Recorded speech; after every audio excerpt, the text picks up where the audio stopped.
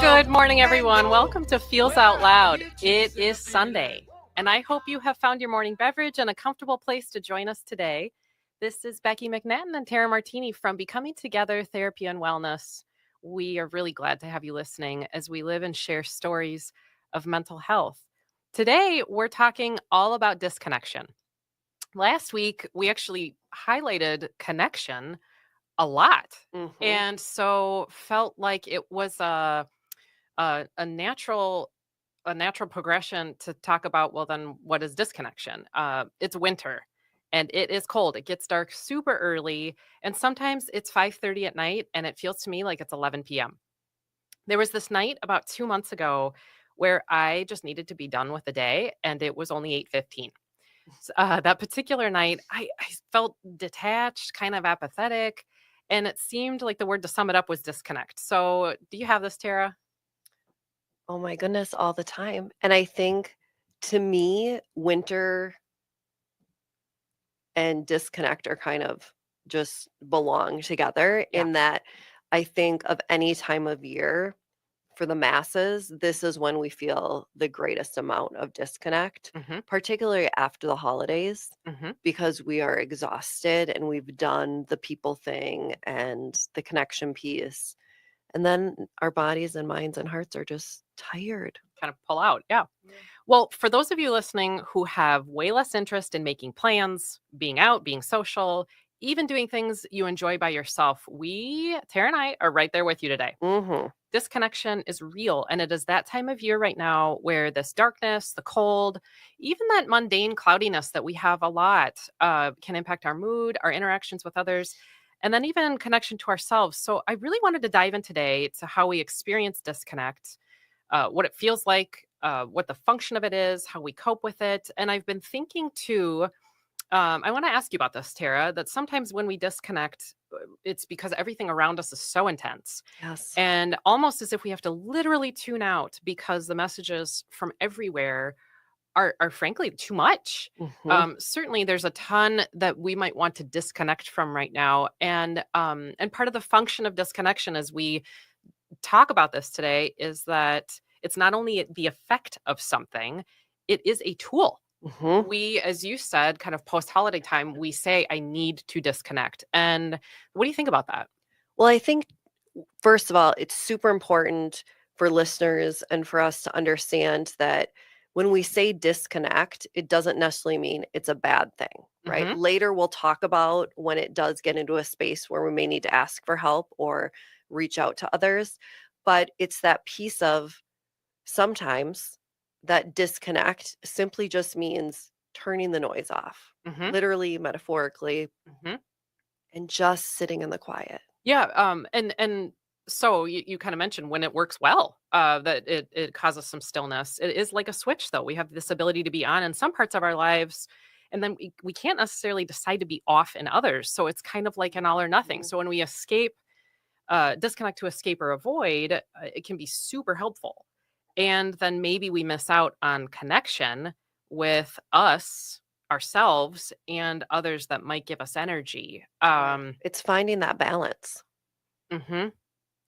It kind of makes me laugh about we might notice that bodily sense of disconnect, which we'll get to. That maybe we need to do some practicing of that compassionate curiosity that we talked about last week in recognizing both how it works for us, how disconnect is going to be important for us at times in that creating space or distance from something, but then how that can maybe cause some reaction that we might need to be curious about. Hmm. And it's that piece too of self-regulation, of realizing and like knowing yourself enough to go and listen to it. Totally. Oh, I need to disconnect a bit. Okay, self. Right. Well, right now we're going to take a short commercial break. Join us when we return to identify where you are experiencing disconnect in your life and what you can do about it. Thank you for listening to Feels Out Loud. You gotta find the people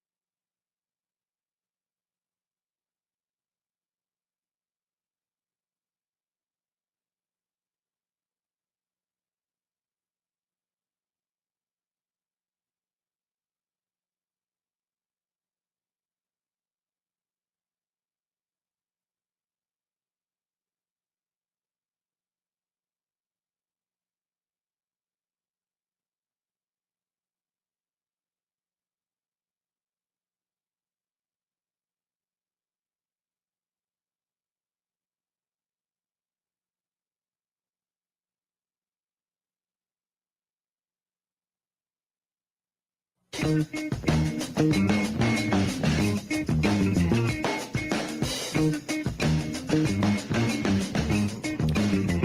back to Feels Out Loud. I am Tara Martini along with Becky McNattin. So let's jump right back into disconnection and pick up where we left off before the commercial break.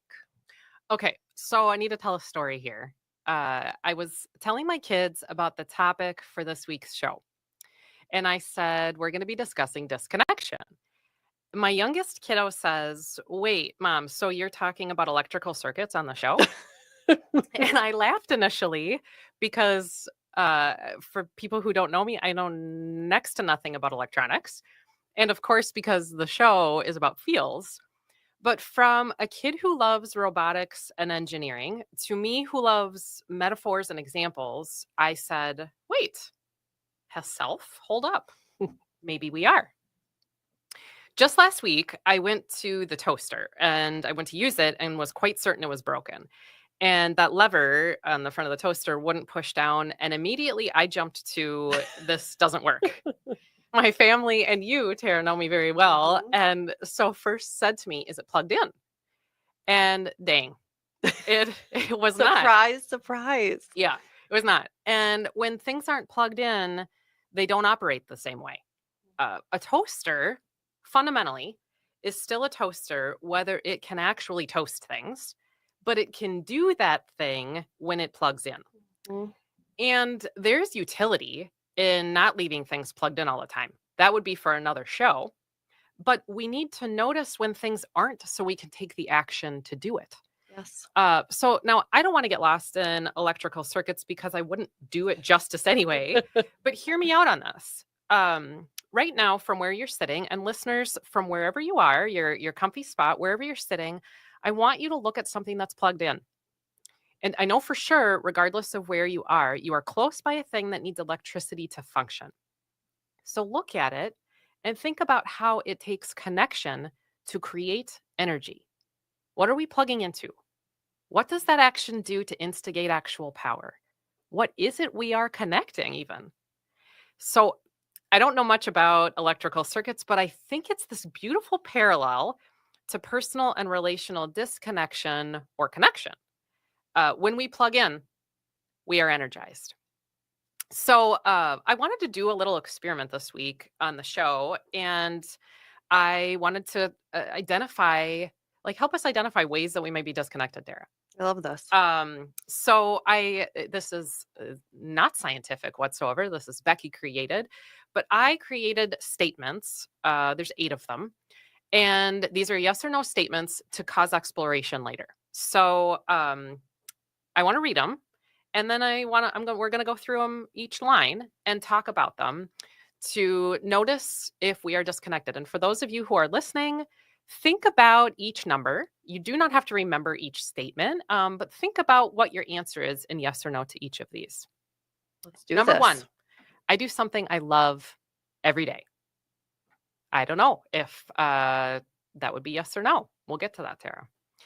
Number 2, I have at least one person who I have scheduled plans with outside of a job. Number 3, I laugh at least twice a day. Number 4, I'm excited about the future of my relationships. 5, I feel a spectrum of feelings and I can share them with others. 6, someone in my life knows how I feel today. Number 7, I show love and gratitude. And number 8, I am kind to me.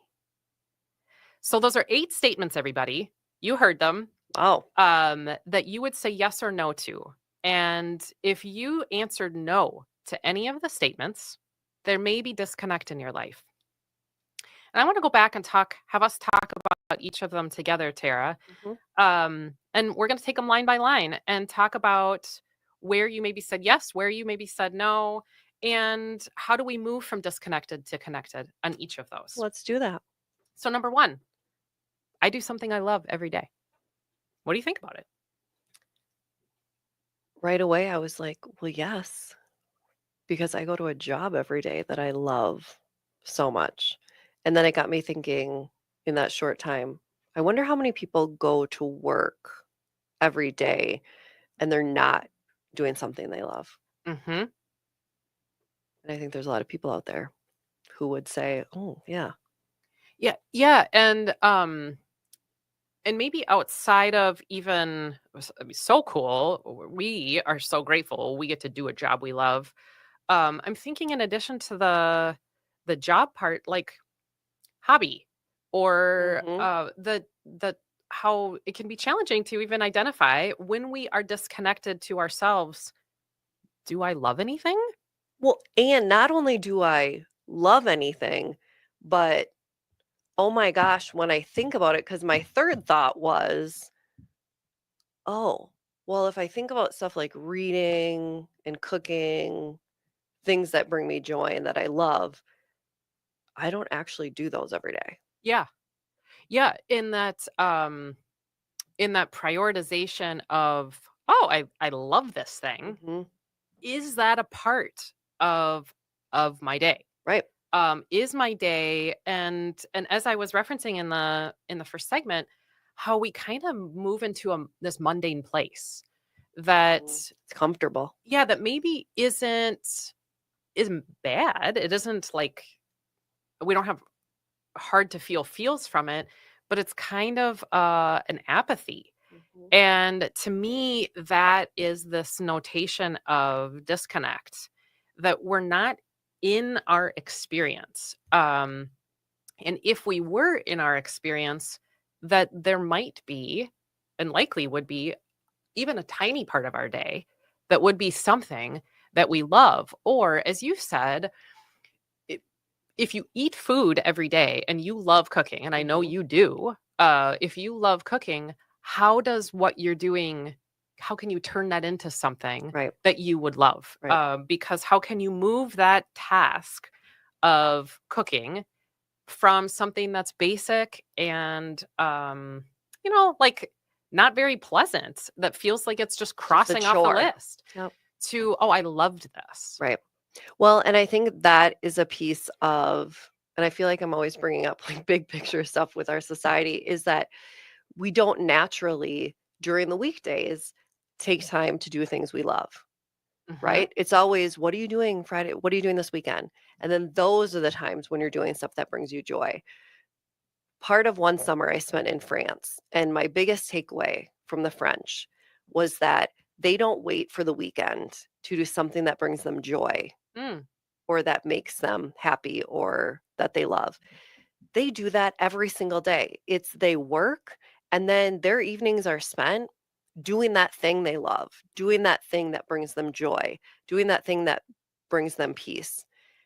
And I just soaked in that, absorbed that, and was like, I'm bringing that back. I wish really good point. everyone around me could possess that mentality. And it completely changed how I looked at things. Hmm. Well, yeah, and then part of what you're saying is that doing something we love doesn't need to be extraordinary. Mm-mm. That it we maybe have an opportunity for something, and I'm not equating extraordinary with like a hot air balloon. I'm saying Hmm. extraordinary like going out to dinner. Right. We maybe don't have time Hmm. for that or an ability to do that on a daily basis, but we can, from a more simple daily life experience, we can turn our moments into something that we love, or we can Yes. integrate those things we love in tiny ways. And that is the whole piece of, like you said, it doesn't have to be, well, Becky and Tara are saying we need to do something big every single night. No, it doesn't have to be going out to dinner. It could be as simple as like make your meal and sit and like light a candle, Mhm. right? Just like create, Mhm. this different vibe around the meal. It could be simply 10 minutes before you go to bed, just taking a little bit time to read in your favorite chair or Yeah. whatever it is. It's that piece of, let's be more intentional with doing the things we love, but also, and this goes back to pretty much like every episode, of how can we simplify Mhm. rather than add to it. Well, and remind ourselves we love the thing. Yes, because we So forget. we forget. And in the monotony of day to day to day to day and moving into one day to the next, to take that moment and when I say kind of connect to it, remind ourselves, oh, I love candles, as you Yes. just mentioned. And speaking of that, what was your first answer when you thought of number one? I do something I love every day. Well, I get to see people smile every day. I love human smiles. Mhm. So I do something I love every day, which kind of leads me to number two Mhm. of I have at least one person who I have scheduled plans with outside of a job.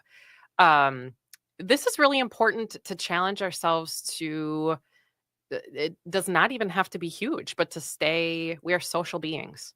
And the scheduled plans could look all sorts of ways based on ideally it'd be around also something we love. Maybe that's when we go exercise, Yes. or maybe we go for a walk, or maybe we write alongside someone else, or we reach out to have a FaceTime with somebody who we don't live by. We play games. It can be anything, but it makes me think of that is something I love. And you're building connection by Mhm. every single thing that you explained, whether it's FaceTime or playing a game. And it's also that piece of when we look at it from a therapeutic standpoint, we always say, or I always, think anytime we can give ourselves something to look forward to. Yes, we're putting things out in the future Mhm. to have it's kind of what hope is. Mhm. We can look forward to those things. Yes. And one thing that is repeated often is for those of us, if we're on a grief journey or a healing journey or whatever it is, they always say, schedule something to look forward to. Mhm. So then it's that hope piece, it's that joy piece. And if you can just, even as simple as, like you said, going for a walk with your neighbor, just think of one person you could have something planned with, simple or as extravagant as you want, outside of a job. Yeah. Well, it kind of lends itself to that connection often is a reinforcement of energy that comes in the space of humor, which is the third one of I laugh at least twice a day. Years ago, I went and got trained as a laughter yoga specialist. Of course you did. I love that I'm learning Oh, stuff about you. yeah. And I learned that don't hold me to the specific numbers, but children laugh around 100 times a day, Mm, and by adulthood, we laugh less than 10. mhm, That was always so striking to me, and I think that that disconnection looks often like mm. apathy, and when people are living in spaces of apathy, they're not laughing. There's not like fun playfulness that is occurring, and so if you find yourself saying, "I laugh at least twice a day," and the answer is yes, my guess is you're feeling a little connected to even your internal experience, but also you know how to go out and seek joy and fun. Mhm. If it's no, laughter is a huge part of energy. It is something I think is so important, and I think so many people think, "Well, if I'm suffering, I'm not going to laugh." Mhm. Both things are possible, Mhm. right? We can be having a bad day and still laugh. To your point about children and adults, I am blessed to work at a preschool every Tuesday and working with the kiddos. And if that doesn't, just watching the kids laugh all day long So about contagious. any random thing, Yeah. it makes me laugh just thinking about it Yes. because they will say the cutest things, they will do the cutest things, but they choose laughter and they choose joy, Mhm. which is something we need to kind of So take. easily. Yeah. So easily and very simply that laugh about things that maybe aren't even that funny. Mhm. But the response is laughter that we have a lot we could learn from around that and how Big time. connected we feel to ourselves when we are laughing. Certainly connected to other people when we're sharing that laughter. Number 4 on this list, I am excited about the future of my relationships. Now, you mentioned a couple minutes ago having something to look forward to. I do think sometimes planning something for relationships allows us to look forward to that relationship. I agree. I'm excited about the future of my relationships. Now, as you heard me say it, what popped in your mind first? Well, as always, so many things. Because that's me. It was interesting because my flow of thought was, my first one was, well, is she meaning like romantic relationship? Well, what if you're someone like me who's not married? Okay, then I went to like my relationship with my kid. And then I was like, well, some people don't have kids. And then I went to, Mm-hmm. let's focus on friendships Mm-hmm. and think about, and right away I thought of you and one of our coworkers. And I thought, wow, I am excited to see where this takes us in the next 5 to 10 years on working together and the beautiful things we can create. Mm-hmm. And it's that piece of, I think many people are like, well, no, I don't, just like I did initially, like, well, if she means this, I don't have that. But it's looking at what relationships do we have, Yep. and friendships are some of the greatest Yeah, relationships. even our relationship to ourselves. Absolutely. We It, always have that. in saying kind of I'm excited about the future of my relationships, it reminds me of one of the things we talked about last week on the show in being curious, Hmm. that I think that when we lead with curiosity, it causes wonder. We're like, what's next for this thing? What's next in this dialogue? We spent time talking about curiosity just in Right. a conversation and mostly in conflict. But what about in the relationship? And you just mentioned this as you are thinking about your friendships, you're saying, what's this friendship going to look like in a Mhm. year? From a space of disconnect. If we're not thinking about the future, we might not be on. We might have Right. flipped the switch off, and there might have been purpose to that of lots of stimuli. Maybe there has been a lot of relational conflict for Hmm. someone, but I think if we're in a spot where we're not saying, well, one, there is going to be a future of the relationship, Hmm. and then two, I have wonder about that. I'm curious about it. And that kind of innate curiosity makes me excited and I'm looking forward to it. That feels like the switch is flipped on. Absolutely. It's on. And like you said, referring to an earlier piece of, then you're leading with excitement and curiosity and not fear. It's interesting because I do want to ask you a question that is not included in our plan. So I'm going to put you on the spot, where how many people in romantic relationships, whether it is a boyfriend, a husband, or a wife, but for you, you've been married what feels like forever, I think, Hmm. which is amazing because that's like the minority nowadays. How often do you find yourself just being in the mundane, like, yep, husband, routine, Often. schedule? Yeah. How many times do you pause ever, or if ever, how often are you looking at, I'm excited Yeah. Well, about what the future holds? excitement by itself is vulnerable, Hmm. and there's fear in being excited about Hmm. things. So we hesitate to be excited Hmm. about the future of relationships because we wonder what what will come Right. in that. What will happen? And that's part of that leads into number 5, actually, with I feel a spectrum of feelings. Mhm. First, I feel the spectrum of feelings Mhm. and can share them with others. Part of being excited about relationships is reflecting ourselves to each other. I think if we note in our own bodies as we take the scan of self, if I'm not feeling a spectrum of feels, I might be disconnected. Um, For sure. if I'm plugged in and I'm completing the circuit of me, Mhm. I will be feeling a spectrum of feels, and it's sort of a challenge of then what am I doing with them? Mhm. Am I sharing them with other people? And it's that piece of, we need to acknowledge that, right? To sit back and reflect for a moment. Am I feeling that spectrum of feelings? Because I think so often we don't think excitement or curiosity when it comes to any relationship. No. Also, looking at, oh my gosh, am I feeling a spectrum of feelings? Not just, am I just getting through the day? Hmm. A lot of us do, right? Yep. I think about my routine with my daughter during the week. It's the same thing.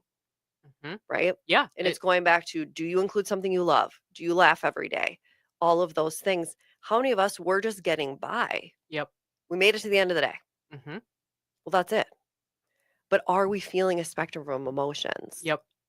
during the day? And as you mentioned, probably our body is feeling an emotion. We're feeling either we're feeling something, at Hmm. least from a few things that we do. We may not be acknowledging it though. Hmm. And that's part of that disconnect in the experience might be going on, but I'm not really invested in it. And you talk about this phrase of like literally just getting through the moment. Um that what would look different, and I'm putting you on the spot of what would look different in the moment, in the getting through the day, because hey, like that's we've got to do that. Hmm. How would it look to you if you weren't just getting through the day and you said, I can feel a spectrum of feelings and I can share them with others? Well, and I would think for me, it would turn everything I do that's just routine into something, it sounds dramatic, but something fantastic, right? In that if I was feeling a tinge of sadness, did I pause and like feel it? Or Mm-hmm. did I just brush it off? Mm-hmm. Well, I think because of our routines and our schedules, I guarantee if I feel a little bit of excitement, sadness, whatever, I just brush it off. I may acknowledge, but then I brush it off. Mm-hmm. Well, what would happen, like you said, I think if I paused and felt those things at the end of the day, I would feel so much more fulfilled. Mm-hmm. One thing that you were just making me think about this, and I do this often with you. I start my day with a dance party in my car, and Because you're amazing. I turn on a song to highlight my moment. Sometimes it's sort of to challenge myself to like get into the day, but I try to find when you talk about these. They don't have to be like amazing, but it leads to your life being fantastic. I think that was Mhm. your word. It changes me. And in feeling a spectrum of feels, you highlight the when we feel something and noting it. What if we actively sought the feel too? Whew. Which is the dance party for me. That Mhm. I say I'm putting on 90s dance party music, and I'm going to go seek the feel, and then I'm going to share that with the people around me. Can I go off of what you Yeah, just said? yeah, Also, take a second to think about, Becky, the impact you have on others in cars. So you're driving yeah. and you're just cutting loose. What you Totally. don't realize is you're doing this for a purpose and it changes your trajectory of the day. But I guarantee you are impacting the people around you. There is that moment of joy or that smirk, or the kid looks and goes, thank God that's not my mom. Yes, right. Or someone's going, oh my God, that's so amazing to see. Hmm. And also, I wish I could be like that, right? How many people don't have the courage to just step out of their comfort zone And have a dance party. Yeah. and be you? Well, it's and then share it. Yes, which Um is a huge part. because that is number 6. Hmm. Number 6 is someone in my life knows how I feel today. Mm. This is big, everybody, because there's one thing to feel the thing. And you and I've talked now a lot about how we need to hold that ourselves. We need to acknowledge it. We need to like scan. We need Mhm. to Sit in it. well, yeah, we need that is hugely important. Somebody in your life needs to know how you feel today. And that doesn't have to be all day, and it definitely does not have to be some in-depth conversation. Mm-mm. But somebody in your life, you are owed having somebody know about you. And that could be something you're wondering about. That could be something that you are, as we talk about, excited about. Could be somebody who you share a thing that's going on in your world with. Obviously, when we talk about number 5, I feel a spectrum of feels. Doesn't mean we even have the ability to share all of them with people, Right. because that's a lot. Well, for us, that would be a lot. Yeah. But someone in my life knows how I feel today. Think of what that does to change our perception on how we matter and how we are connected and belong in the world around us. Yes, and you are seen and you are heard, that piece. And there are so many people in isolation who might be thinking right now, well, I don't see anyone during the day. I'm by myself. It's that piece of, I also know people that, and nowadays, and it's so huge for kids and adults, of their connection is through video games.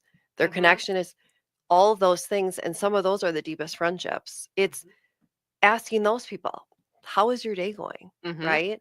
How many times have your barista, how are you today? You're like, I'm good. But like, what if you ask them back? And so my point being, it doesn't have to be a relative. It could be anybody. Could be anybody. Even a stranger. Yeah. I think about to what you just said about me and my dance parties in the car. This is a true story that I was in traffic about a year ago. Everybody is stopped and I'm right next to a person in a car. I turn up my music and I start grooving in the car. This person next to me has no idea what I'm listening to. I wave to them and I pointed like, turn up your radio. And they did stop. And they turned on something and then started dancing around. And so when you say it does not have to be a family member, does not have to be, that person knows how I felt. They don't have to know this is like tip of the iceberg, even stuff. They don't have to know anything more than that moment. They know how I feel in that moment. Which is so beautiful and amazing. And you didn't even speak to the person. Didn't speak There to was them. no words. No, but that person did start smiling. I could tell they started grooving in their car. And I don't know what the song was. I don't know what the song was. But definitely, I also know how they felt. I could see it on their face. And I think about how simple it can be. Now, it's also really hard because this is vulnerability, sharing of ourselves. Absolutely, yep. Someone in my life knows how I feel today, but there are scales to that vulnerability. We can share with somebody how we feel or share about what's going on with us, and it doesn't have to be super deep. And that still is connection. So but also being truthful in your sharing. Yeah, good point. Right? Because how many times, I'm fine, I'm good, I'm good.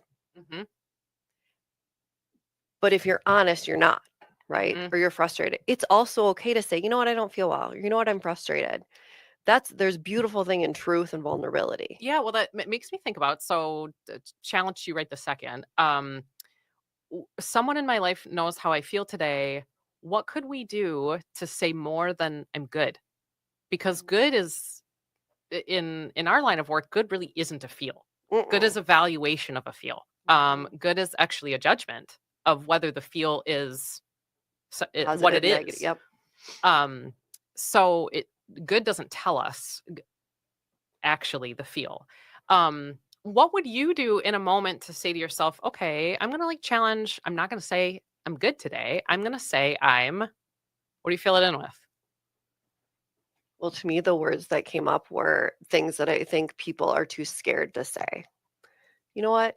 I'm feeling hurt this morning, or I'm frustrated, or I'm crabby, or I'm tired. Like, I think people are so scared to answer in a word that has a negative connotation. Well, you've often said to me things like, I'm faking it till I make it today. I know how you're feeling then. So you've said I'm looking for the slice of humor. Yeah. Or one of the Terra solids is living the dream. And then you're using humor as a strategy to tell me how you feel. But I know how you feel through that. You've reflected it. Well, and I said yesterday to you, I said, you're like, how are you today? And I'm like, I'm tired of being an adult. Yeah, right. I guarantee if you said that to a stranger at the drugstore or grocery store or your barista, they would get it. They know exactly what that feels like. Yes. And that is why, and every time we do that, we're building connection. We're seeing each other as human. I mean, it is such a beautiful thing. It's just we have to get rid of that fear base.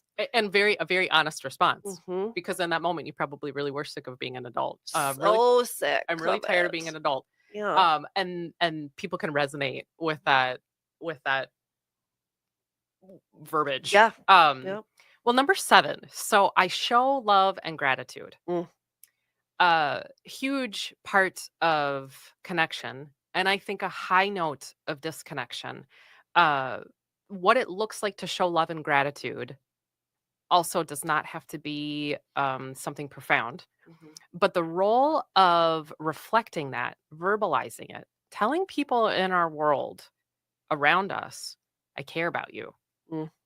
It requires a lot. It requires us to be plugged in a way, one, to notice that they're even there.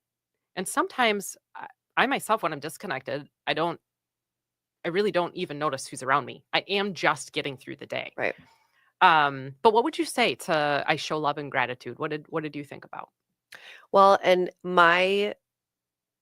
the thing I thought about was just the fact that I love to show love Mm, because I'm such a feeler. yeah. So that's easy for me. And then I thought of all the people where it's difficult. Even something we say around the office a lot is, I appreciate you. Yes, we do. I love that we do that. But the first time I said it, I was so uncomfortable Mm, because I was not used to it, right? I came from a school where it was just you worked a mile a minute and there was little acknowledgement, right? yeah. Like you were all just going through the motions. Yeah. Um, and I am such a feeler and it made me uncomfortable. And I'm like, I love this because Mhm. uncomfortable means growth. So it's that piece of what tiny thing can I do, right, to show love. And that doesn't even to me, it doesn't have to be to a person. Mm, It can be to yourself, yeah. right? It could be to a pet. It could be to your plants. It could, there are different ways to show love. Well, it leads back to that first one Yes. of you show love to you by doing something you love, Mhm. by making a priority in your daily lived experience in small ways to do things you love. Mhm. You are Yes. actively then saying, self, I'm really grateful for you, or I value you, I appreciate you, and do that thing, Yes. Yeah. Whatever that thing is, whatever that thing like you is. said. Uh-huh. Yep. And there are a lot of workspaces and friendship circles that struggle with Mm. that verbalizing, as you say, that it almost is strange to be in a spot where people can really openly say, I'm grateful for you, and I'm grateful for you for, and then highlight a specific thing. It's So foreign. it's kind of a shift in worldview. It is, but it exists at becoming together. That's the crazy thing because you created this world that does. Imagine if every school, if every business, Mhm. people lived like that. People could say, good morning, I appreciate you, or Yeah. end their emails with appreciate all you do, or Yeah. appreciate all you are. Yeah, I'm grateful for you. Well, the last one on this brief quiz is I am kind to me. Um, I purposefully ended with maybe one of the most challenging things because when we talk about judgment and criticism, we are often quite mean to ourselves. And I think it is one of the reasons we disconnect. It becomes the function of disconnect. We tune out of ourselves because the dialogue with us is cruel. Mm-hmm. And we will talk about that in future shows, but it's important that we start to bring up what our relationship is with ourselves, and then the function of disconnect might be very real. We have to like pull out of even thinking because our thoughts are not nice. Well, and you're touching on something that I don't think a lot of people think about. When you suggested this idea of talking about disconnect and feeling disconnected, not once until I looked at this quiz did I think disconnected from self. Oh, you didn't? No, Okay. I was just thinking the outside world, right? hmm Until I literally got to number 8 and was like, "Oh my gosh." And it made me think like, how disconnected or connected am I to myself? Yeah. My thoughts, my feelings, whatever those things are. Yeah, and bringing us back to the first part of the show when we said disconnection is a tool. There are times where what is around us gets so intense, our own dialogue with us can be so intense that we can't handle it anymore. Right. We're being mean to us and what that role of kindness would look like and change our connection and energy with us. Yes. Well, so many things to think about here. We are going to head to a commercial break, but Feels Out Loud will be back shortly to talk through your questions about disconnection. Want to know more about how to connect to your moment? Stay tuned, everyone. We'll be right back. From nobody else, all you got to do now.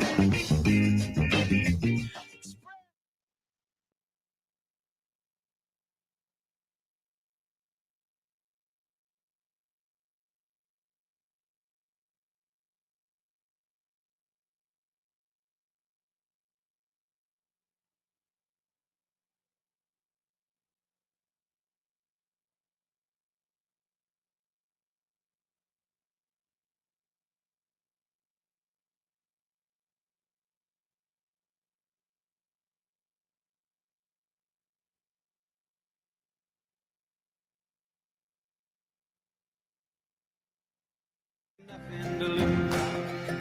In a world full of strangers, you don't know who to trust. All you see is danger, trying to find what you lost. We are back again with Feels Out Loud. And this part of the show is where we talk through questions from you, our listeners.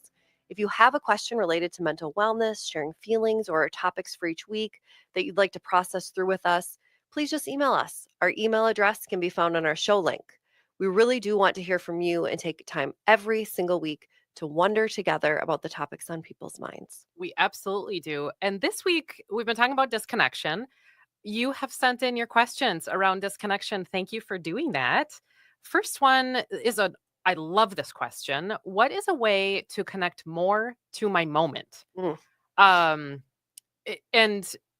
I think that one of the hugest things that we all fall probably on a daily basis into is living in our phones. When we talk about Awful. what is a way to connect more to my moment, well, automatically when we have a device there, then we are in a moment that we aren't actually in, because we're in a different moment. We're in the future, we're in the past.